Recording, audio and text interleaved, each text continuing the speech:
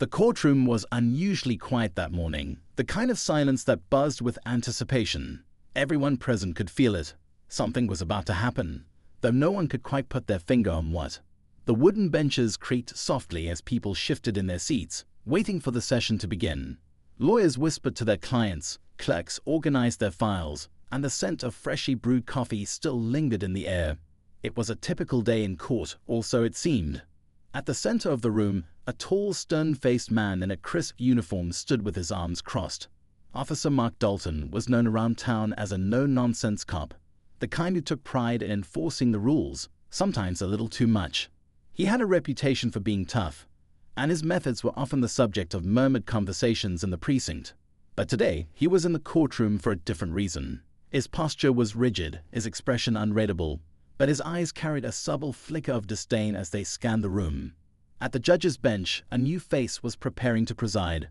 Judge Angela Carter had recently been appointed to the position, and her rise had been nothing short of extraordinary.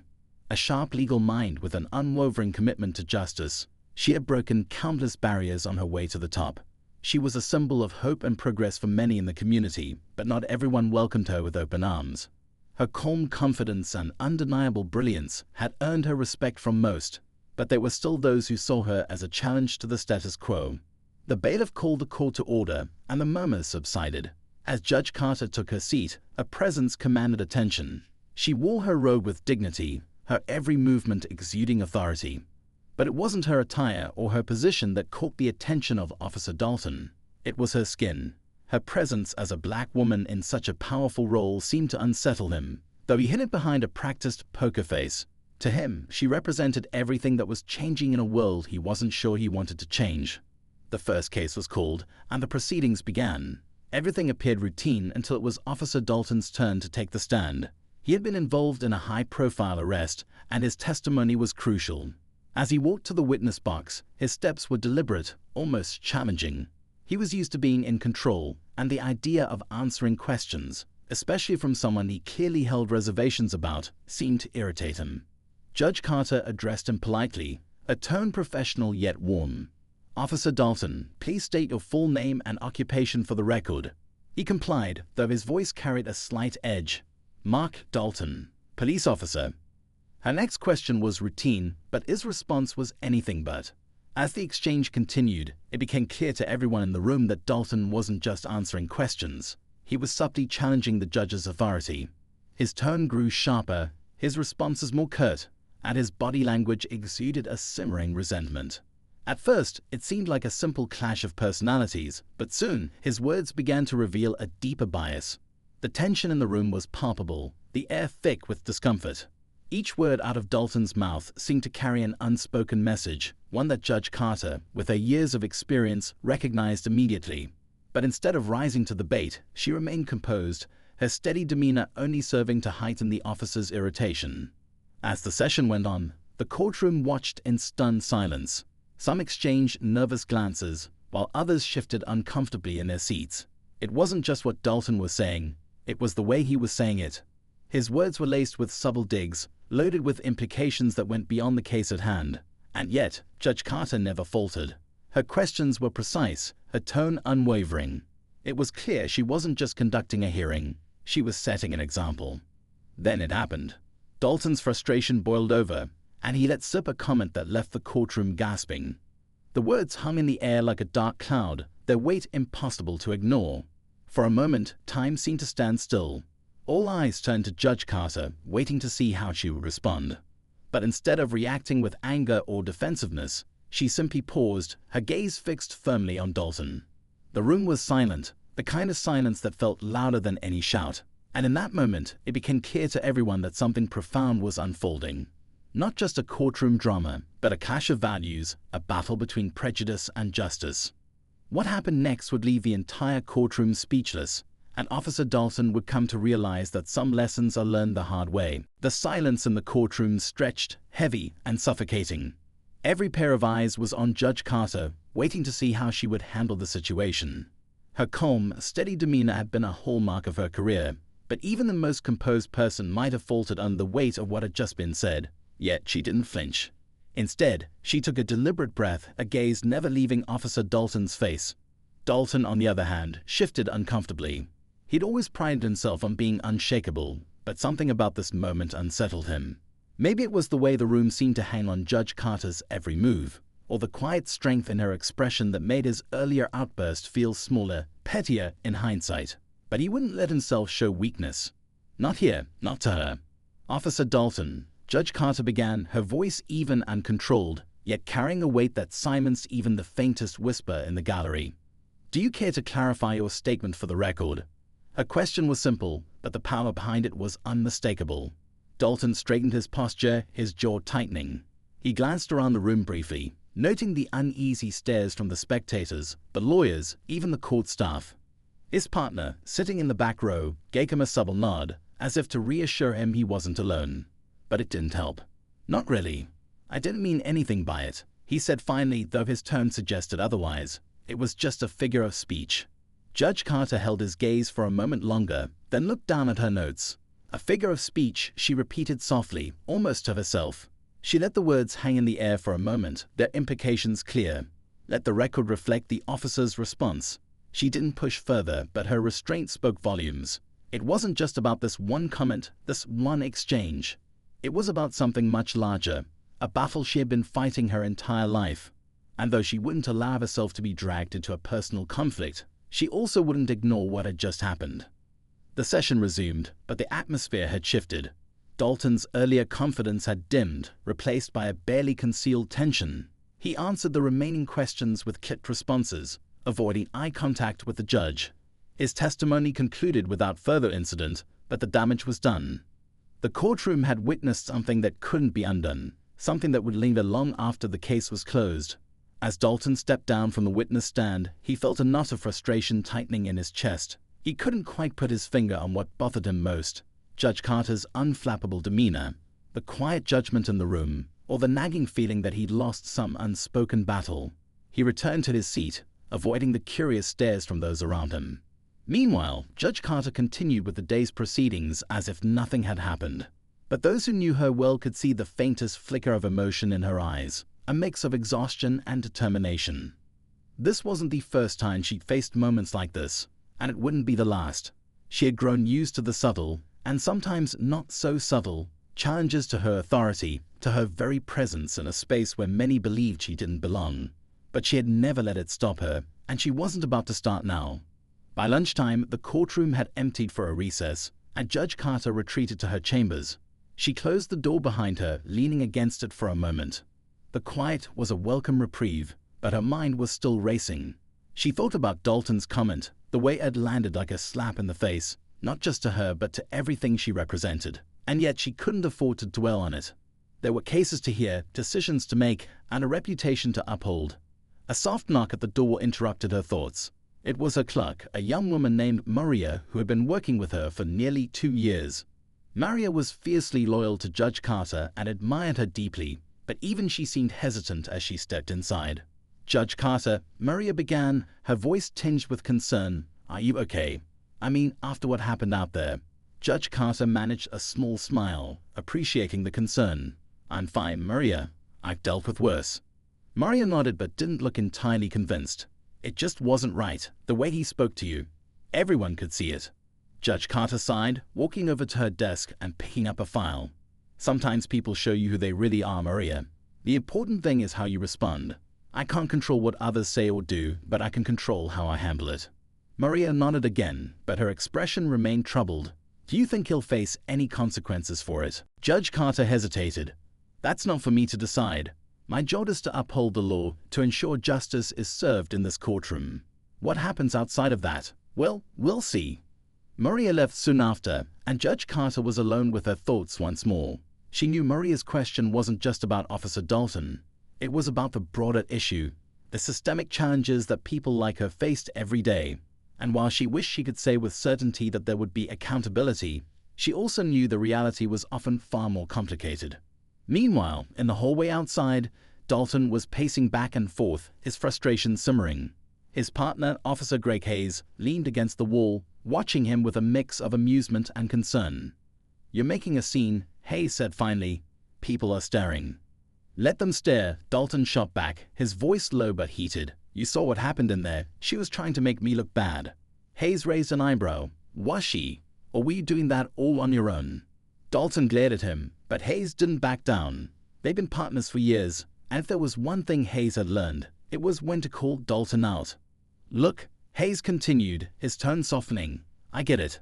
Things are changing, and maybe it's not always easy to keep up. But you can't let that get the better of you. You're a good cop, Mark. Don't ruin it by letting your pride get in the way. Dalton didn't respond right away. Instead, he stared down the hallway, his jaw clenched. He knew Hayes was right, but admitting it was another matter entirely. As the afternoon session began, the tension in the courtroom was less overt but still present.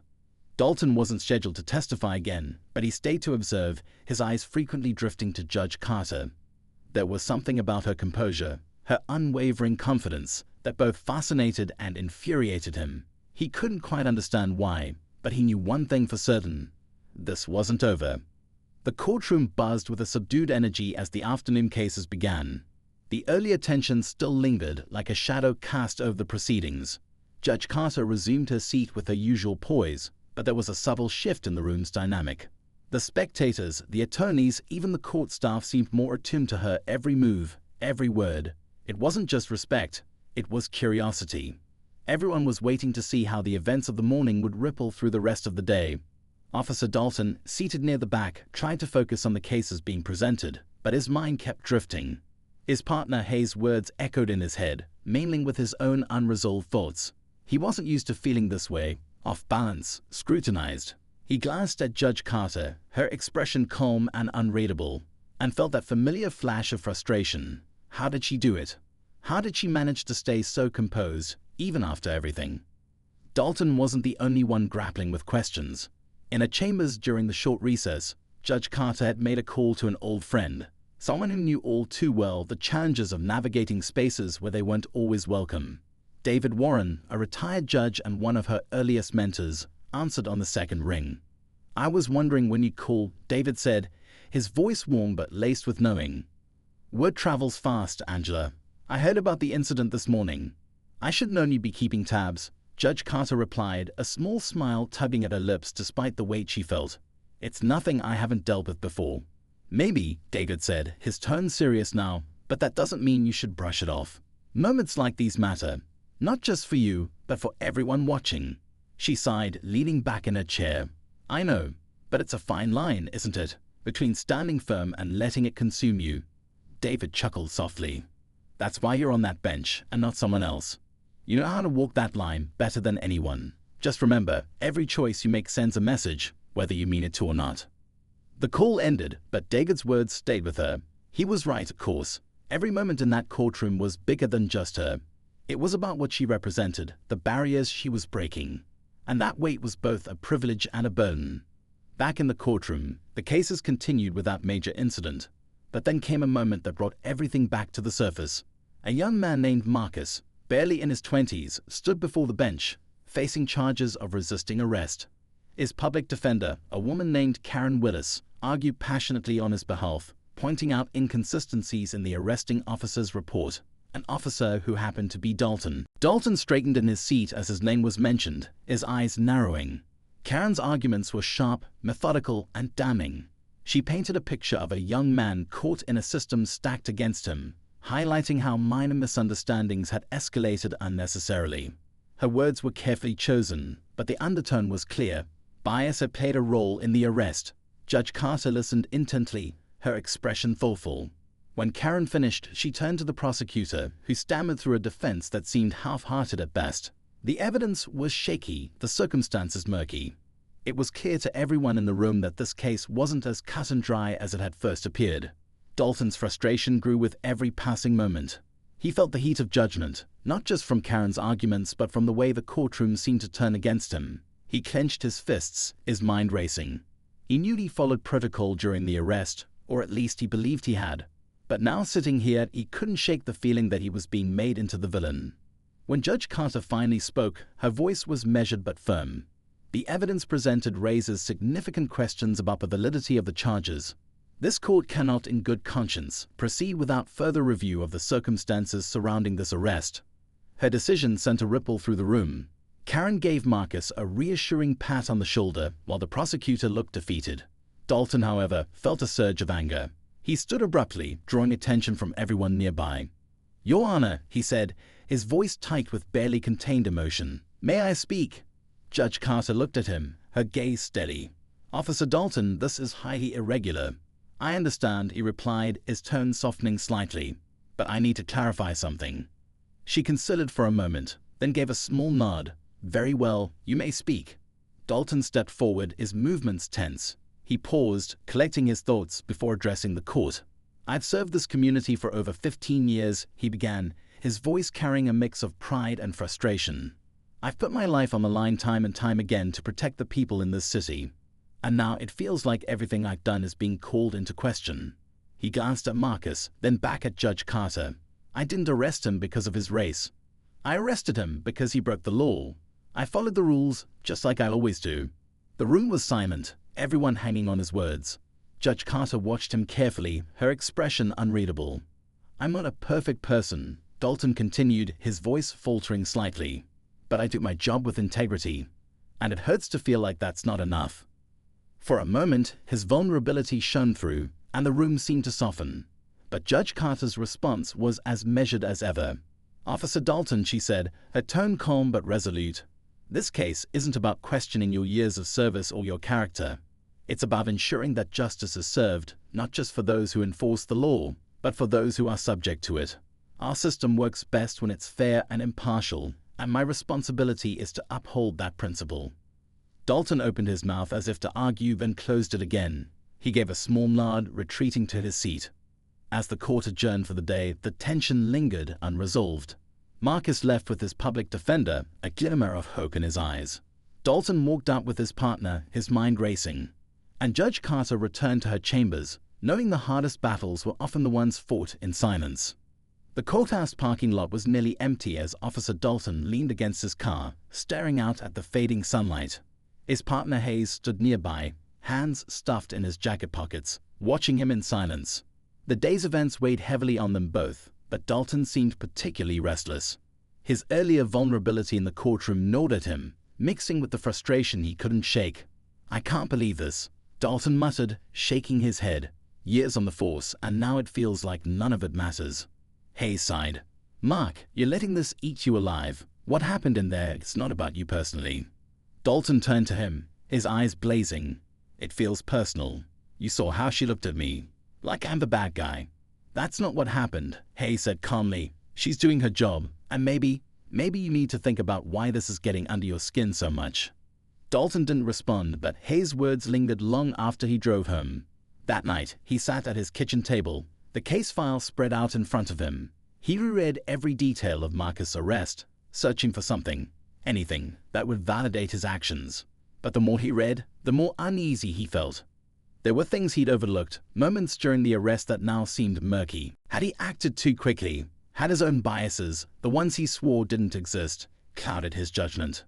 Meanwhile, across town, Judge Carter sat in her modest home office, reviewing the day's cases. The wave of the courtroom followed her home, as it always did. Her phone buzzed with a text from Maria, her clerk. "You were amazing today. Don't let them get to you." She smiled faintly at the message, but the encouragement only carried her so far. The truth was, the events of the day had left her more rattled than she let on. She thought about Marcus, a young man who reminded her so much of her own brother years ago. Her brother, who'd been arrested at 17 for a crime he didn't commit, simply because he'd been in the wrong place at the wrong time. That memory fueled her resolve, but it also reopened old wounds. She couldn't afford to falter. Not now, not ever. There were too many people depending on her, even if they didn't know it. As the night stretched on, the tension in both their lives deepened. Dalton couldn't sleep, his mind replaying the courtroom scene over and over. He thought about Judge Carter's calm, her ability to see through the chaos and find the truth. He hated to admit it, but there was a part of him that envied her strength. And then there was Marcus, the young man he'd arrested. Dalton wanted to believe he'd done the right thing, but doubt crept in, refusing to be silenced. At the same time, Judge Carter prepared for what she knew would be a pivotal day. The court would reconvene to review new evidence in Marcus's case, and the stakes couldn't be higher. She anticipated resistance, both from the prosecution and, likely, from Dalton. but she was determined to ensure that justice, not ego, prevailed. The morning arrived with a cold, grey sky matching the somber mood in the courthouse. The gallery was fuller than usual, word of the case having spread. Marcus sat at the defense table, his hands clasped tightly, his eyes darting nervously around the room. Karen, his public defender, whispered words of encouragement, but the tension in his posture remained. Dalton arrived early, taking a seat near the front. His uniform was crisp, his demeanor calm, but inside he was anything but. He'd spent the morning going over every detail of the arrest again, questioning himself in ways he never had before.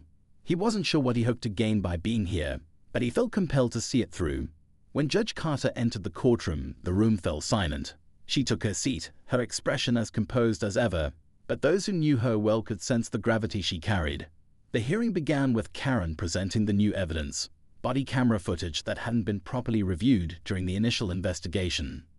The footage played on a screen at the front of the room, showing the moments leading up to Marcus's arrest. At first, everything seemed routine. Dalton and his partner approached Marcus, questioning him about a reported disturbance in the area. Marcus appeared nervous but cooperative. Then the interaction took a turn. Dalton's voice grew sharper, his tone commanding. Marcus backed away, his hands up, but the situation escalated. The footage showed Marcus being handcuffed, his protests falling on deaf ears. The room was silent as the video ended, the weight of what they'd just witnessed settling over everyone. Karen turned to the judge, her voice steady but impassioned. "Your Honor, this footage clearly shows that my client posed no threat and complied with the officer's instructions.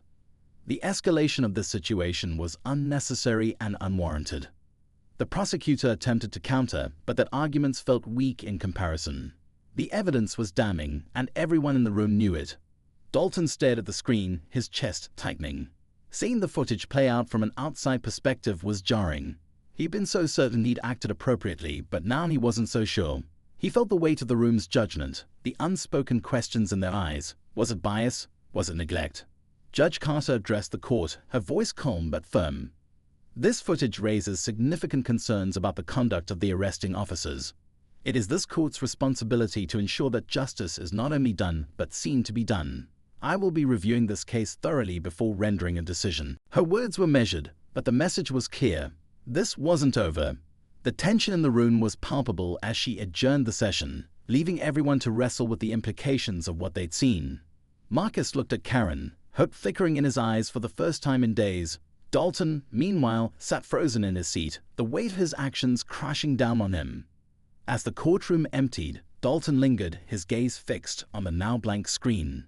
Judge Carter noticed him as she gathered her notes, their eyes meeting briefly. In that moment, there was no animosity, no challenge, only a shared understanding of the complexities they both faced. But this wasn't the end. The most critical moment was still to come, and everyone knew it.